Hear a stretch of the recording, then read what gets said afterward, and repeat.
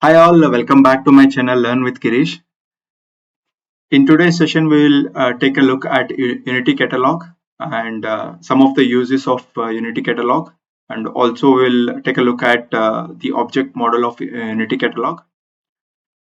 And then we will see how do we set up Unity Catalog in Azure. And then we will run a few notebooks wherein we will create some of the objects of Unity Catalog. So with that, let's start the session. So, Unity Catalog is a unified governance solution designed for data and AI assets. So, typically, when you are working with Databricks, you would create these Databricks workspace, which would help in doing data engineering, data analysis, and machine learning. Typically, in any organization, you would have multiple workspace, maybe based on different projects or maybe based on different environments. So Unity Catalog sits on top of these workspace, and we can create different metastores and then do user management and access control at a single location. So that's what Unity Catalog is used for. Key features of the Unity Catalog include defining all the access policies at a single place and apply those policies across all your workspace. And then we can use standard compliant security model using ANSI SQL. Like you can use commands like grant and revoke to provide the access. And then we have built-in auditing and lineage provided by the Unity catalog. We'll look at this example later in the demo. And then we can discover all your data assets and then consume the appropriate data. And also we have access to the system tables, wherein we can query operational data, including the logs, the billable usage, and lineage. Next, we'll look at a Unity Catalog object model, which is important. So if you see here, top level is the metastore container, and this exposes three-level namespace, which is catalog, schema, and table. And we can use these three-level namespace to organize our data. So if you see in the diagram, we have this metastore, and then comes the catalog, schema, and then these leaf level objects like tables, views, volumes, and functions and models. And then we have catalog, wherein we can use this catalog to have an hierarchy for organizing our data assets. And then comes the schema, also known as the database. This is the second layer in the hierarchy, and this would contain all our tables, views, and volumes. And next comes the volume. So this sits along the table and view, and this was introduced recently, and this provides the governance for non-tabular data. For example, some of the files which are stored in the storage account, right? We can use this to provide governance on those kind of data. And then we have tables and views, which are used to have a tabular kind of data.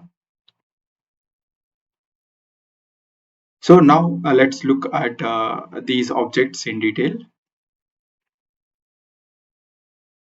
Before going into the details about these objects, I forget a few of the objects mentioned in this diagram. If you see here at the catalog level, we have different objects like storage, credentials, and external location. So these we'll see in this session. And then we have these objects like the share, recipient, and provider. These all these three objects combine a functionality called as data sharing, which is an advanced concept which we'll maybe look into in the future session. And then we have connection, which can be used to federate different data from different sources. And then at the bottom level we have user-defined functions and models, which we can also govern these objects using Unity Catalog. Now let's look at these objects in detail. The first being the metastores.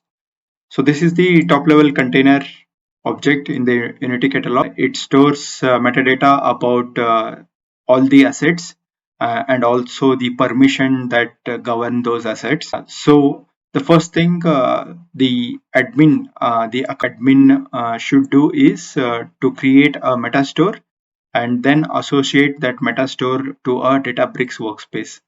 Unless this is done, the workspace will not be able to access the Unity Catalog metastore. And also, while creating a metastore, one has to provide a storage location, which is managed by the Unity Catalog.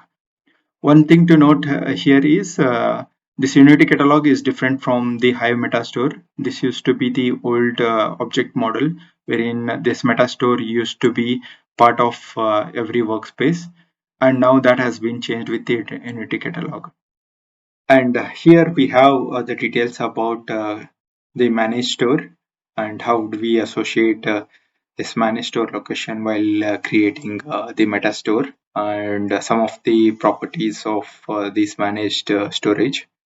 We can also specify the storage while creating the catalogs and schema. And this managed storage location will be used to store the managed data and the managed volumes, which we will see in a moment. And then we have storage credentials and external location. So storage credentials, you can think of it as having a credentials like a managed identity, which will be used to access data which is being stored in our Azure Data Lake storage Gen 2 container. And if you want to use any other location other than the managed location, then you need to create an external location and use it while creating the objects. And then we have catalogs. So this is the first layer in the 3-level namespace. You can think of a catalog as a domain object. So usually in your enterprise, you will have different domains like HR and sales, right? So basically this catalog can be used to organize your data based on your domains. And then we have a schema, which is also called a database, and which will contain all the leaf level objects like tables, views, and volumes. And then we have volumes, and these are in public preview. So these volumes can be used to store non-tabular data and provide access to those kind of data. And in these volumes, we have again like a managed volume and an external volume. So whenever we are using the managed storage account, that would be called as a managed volume. So the thing with managed volume is whenever we drop the object managed volume object, even the data would also be gone. But with external volumes, usually we specify a location other than the managed storage account. And whenever we drop these volumes, the data would be retained in the external location. So that's the difference between the managed and the external volumes. So similarly, we have table which is used to store tabular data. And again, here also we have managed tables and external tables.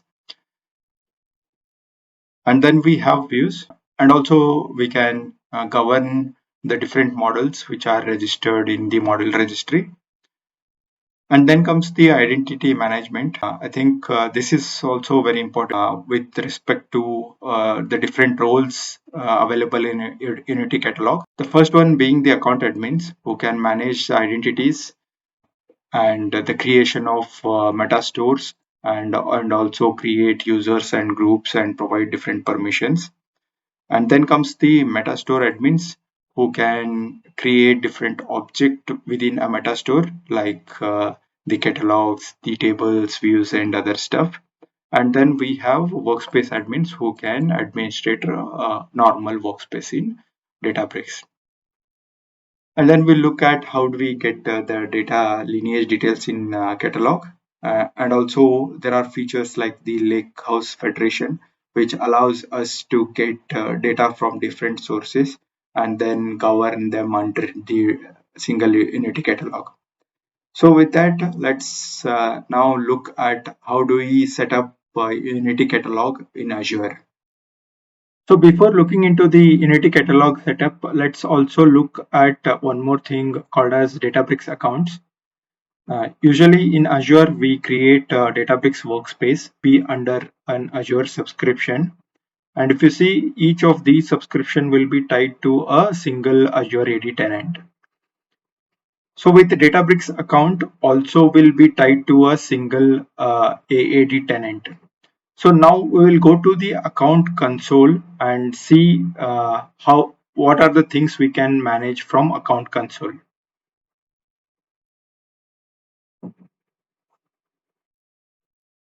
So if you go to the account console by going to this URL accounts.azuredatabricks.net with having the global admin permissions, you would see this screen. So you would be able to create a metastore, add users and groups.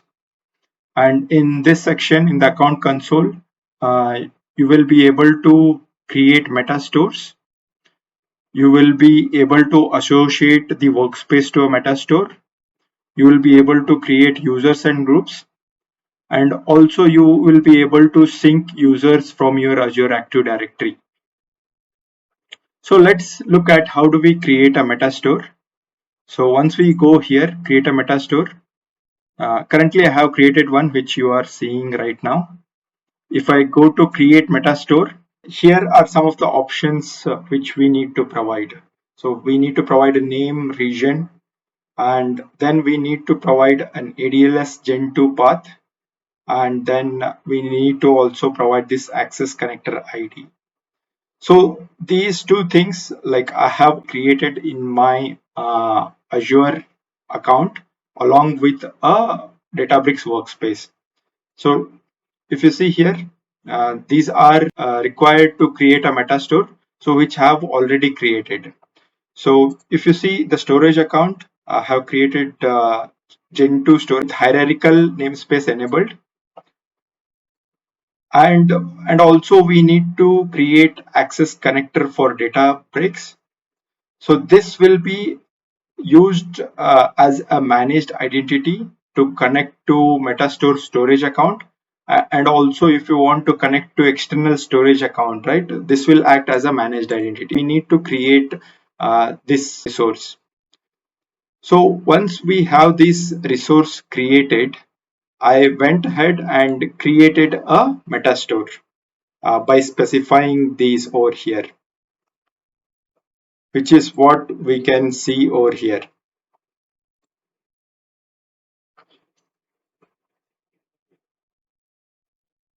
And after creating the metastore, I have also associated that metastore with my workspace called as Unity Catalog. And also you can add users and groups over here by going to this link. And here we can see the different groups created. By default, it will create with the name of the workspace. And if you go here, you can add members.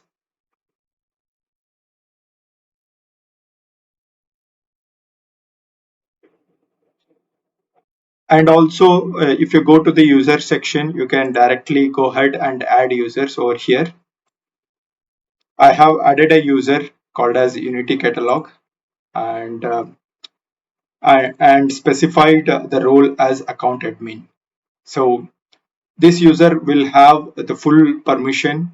He will act as an account admin, and he will be able to perform all the roles and responsibilities of the global admin. Let's go to the Databricks workspace itself, and here you would see the metastore which was created and associated to this workspace. In this screen, there are also options to enable delta sharing.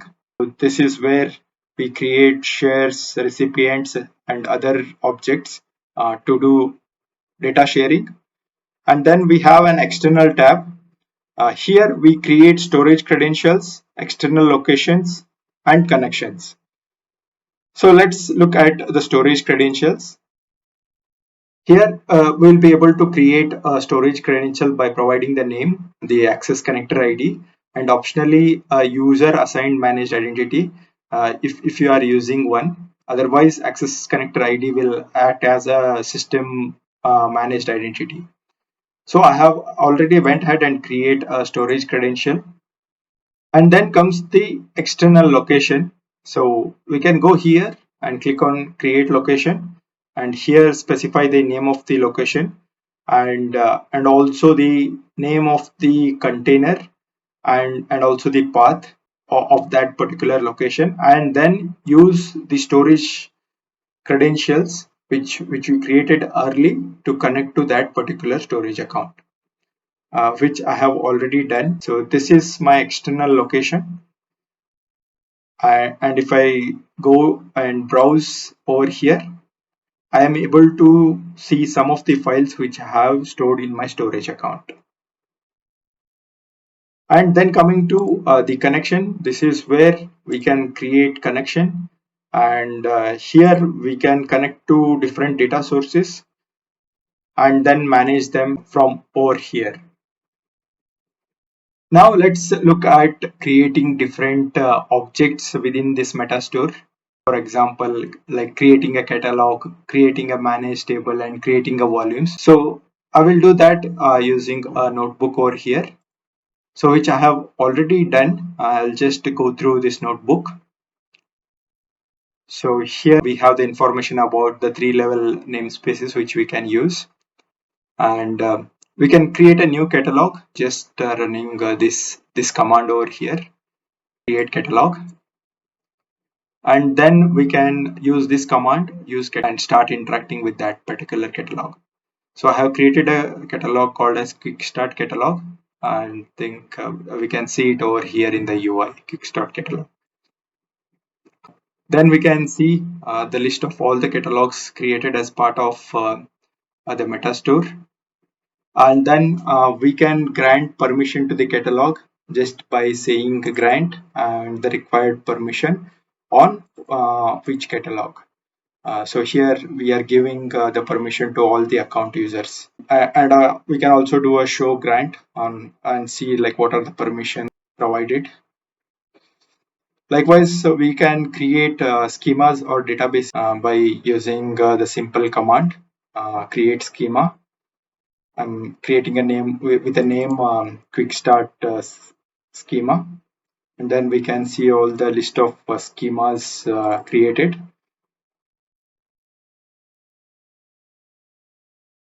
and then describe the schema, and then create a manage table over here. So which is again very simple, it's a simple create table statement, and then show all the tables created, and also describe on it so that we can see all the metadata about the table.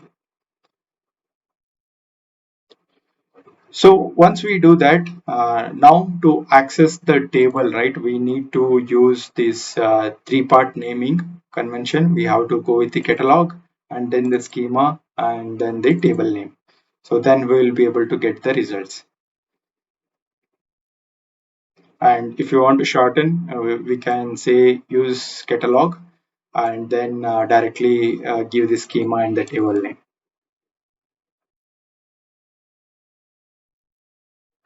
And here there is a drop table command. So one thing to note, as mentioned earlier, whenever you drop a managed object, the underlying data files are removed as well, and if it's external location, we still retain the data. And then we can manage permission on the data. So these are some of the privileges which are provided, and we can give access just by using a simple grant command, and then give the appropriate access. So this was all about creating catalog, schema, and tables. Let's look at one more notebook wherein we'll see how to create volumes.